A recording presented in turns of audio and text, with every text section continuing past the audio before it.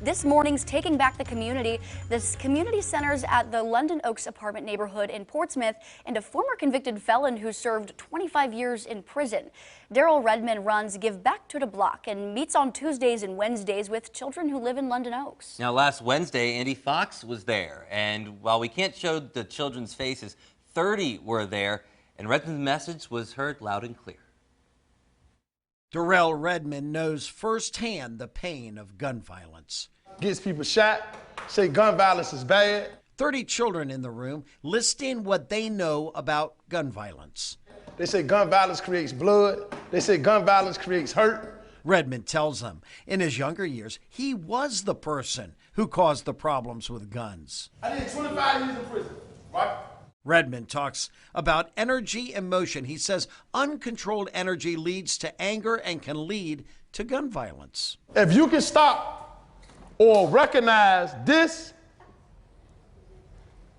then you can control that. That same anger leads to other things too. When we get to violence, when we get to bullying, when we get to anything that we get into, you are in control. Redmond talks about his biggest accomplishment.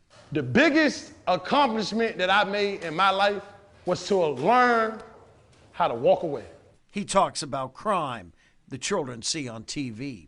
Y'all sit around and take life for a joke, but I see the mothers crying when one of y'all wind up dead. You could hear a pin drop when Redmond talked about that, and a child was crying his father had been killed a few months ago. Can you imagine your mother or your father having to see you with a sheet over top of you? And when Redmond went to prison, all his so-called friends scattered, Redmond forgotten. A lot of people aren't your friends. They use you for convenience.